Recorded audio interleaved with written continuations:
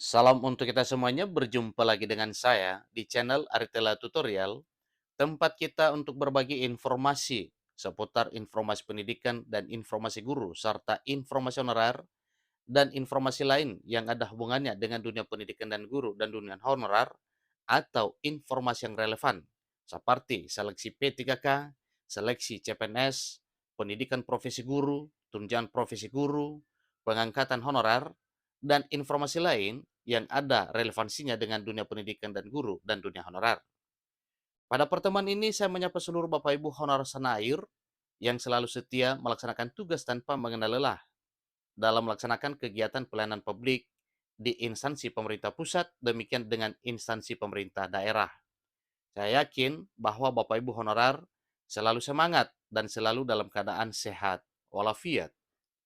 Informasi terkini Bapak Ibu, dengan terbitnya Undang-Undang ASN 2023 yang resmi telah ditertangani oleh Presiden Jokowi dengan Undang-Undang Nomor 20 Tahun 2023 tentang ASN, ini benar-benar akan bikin honorer bodong jadi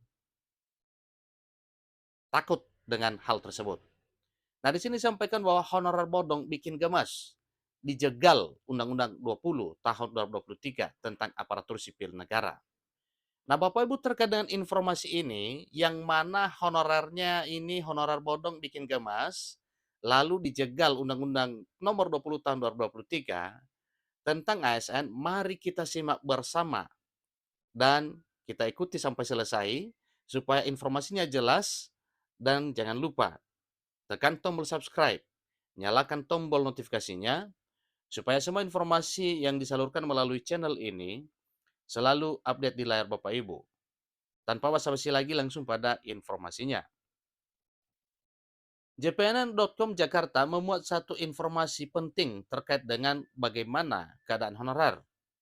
Disampaikan bahwa ketentuan di Undang-Undang Nomor 20 Tahun 2023 tentang aparatur sipil negara atau Undang-Undang ASN sebagai pengganti Undang-Undang Nomor 5 Tahun 2014 ikut menjegal keberadaan honorer bodong. Dengan demikian Bapak Ibu, berarti kita yakini bahwa Undang-Undang Nomor 20 ini sebagai pengganti Undang-Undang Nomor 5 Tahun 2014 benar-benar berkhasiat pada honorer, demikian dengan pendataan honorer yang benar-benar melakukan satu penelitian terkait dengan keberadaan honorer. Diketahui salah satu substansi Undang-Undang Nomor 20 Tahun 2023 ialah tentang penataan tenaga honorer atau non-ASN.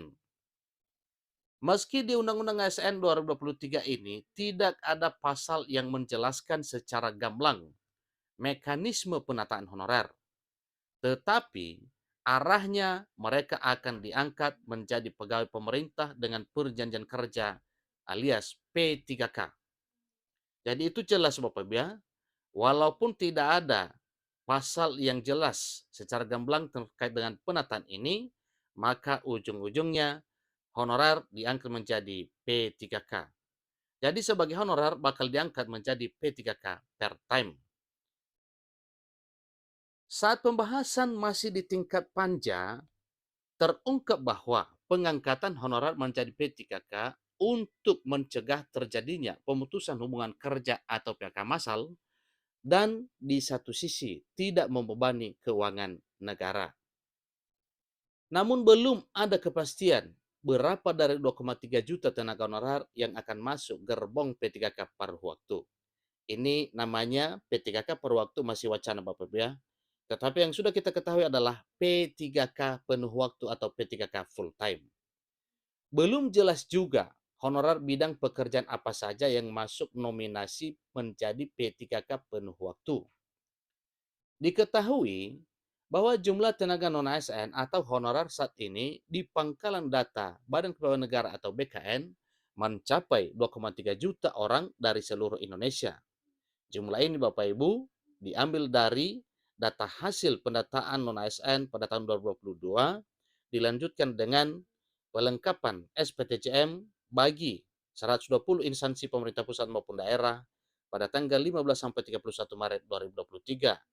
Yang akhirnya 1 April 2023 diumumkan bahwa 2,3 juta honorer yang telah terdaftar di pangkalan database BKN itu lolos verifikasi. Tetapi seiring berjalannya waktu, oleh pemerintah melakukan satu evaluasi terkait dengan data honorer yang ada itu. Disampaikan bahwa saat rapat kerja dengan Komisi 2 DPR RI pada 13 September 2023, Menteri Penanggulangan Aparatur Negara dan Reformasi Birokrasi Menpan RB Abdullah Azwar Anas menjelaskan audit data honorer yang dia minta dilakukan oleh Badan Pengawasan Keuangan dan Pembangunan atau BPKP dan saat ini masih berproses, merupakan audit secara acak bukan menyeluruh.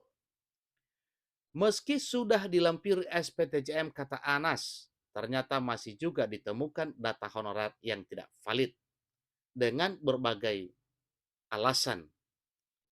Karena itu, Menteri Anas mengatakan dirinya sudah meminta audit honorer dilakukan secara menyeluruh.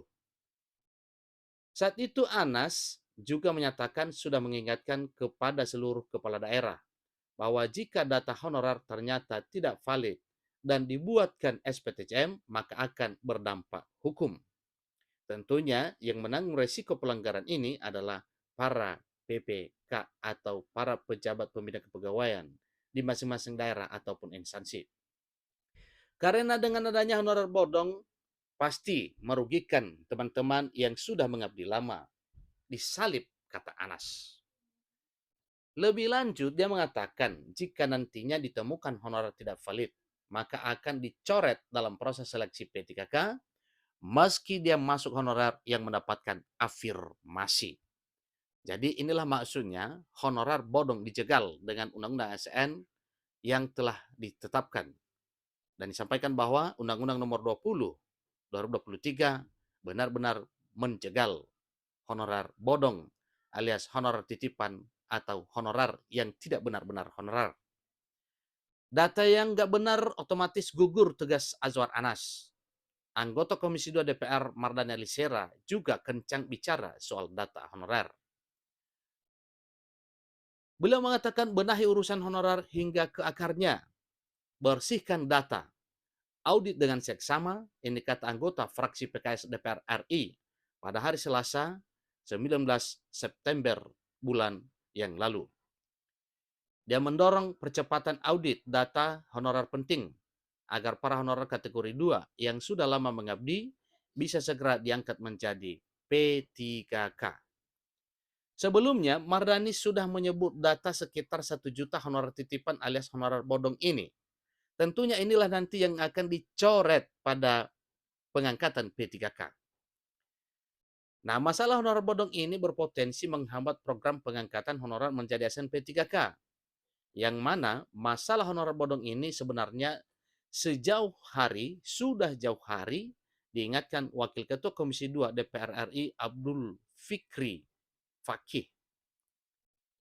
Jadi file berita cpnet.com pada Januari 2022, Fikri Fakih sudah mengaku sangat khawatir melihat amburadulnya data honorer. Bagaimana tidak, masing-masing instansi punya data honorer sehingga sulit mengontrolnya. Kemendikbudristek punya data pokok pendidikan atau Dapodik. Kemenak menyediakan sistem informasi dan manajemen pendidik dan tenaga kependidikan pada Kementerian Agama atau Simpatika. BKN memiliki database honorer K2, Kementan punya sendiri, demikian juga instansi lainnya. Ironisnya, kata Fikri, semua data itu tidak diverifikasi dan divalidasi atau tidak diverval. Paling tidak selama 8 tahun terakhir. Kemudian Undang-Undang Nomor 20 Tahun 2023 menjegal honorer bodong. Begini penjelasannya. Undang-Undang ASN 2023 mengamanatkan penataan tenaga honorer dilakukan secara bertahap dan harus kelar paling lambat Desember 2024. Jadi ketentuan tersebut tercantum di pasal 66 Undang-Undang Nomor 20 Tahun 2023 tentang ASN yang menyatakan pegawai non-ASN atau nama lainnya wajib diselesaikan penataannya paling lambat Desember 2024 dan sejak undang-undang ini mulai berlaku, instansi pemerintah dilarang mengangkat pegawai non-ASN atau nama lainnya selain pegawai ASN. Pada bagian penjelasan terhadap pasal 66 dia dinyatakan bahwa Yang dimaksud dengan penataan adalah termasuk verifikasi, validasi, dan pengangkatan oleh lembaga yang berwenang. Nah, mengenai penjelasan pasal 66 Undang-Undang Nomor 20 Tahun 2023 itulah yang menjegal honorer bodong melalui proses verifikasi dan validasi. Demikian informasinya Bapak Ibu. Semoga semuanya pekerjaan pemerintah terkait dengan penyisiran honorer bodong ini dan program pengangkatan serta penataan honorer benar-benar akan direalisasikan sesuai dengan jadwal yang telah ditetapkan. Demikian, semoga bermanfaat. Sampai ketemu pada informasi berikutnya. Terima kasih.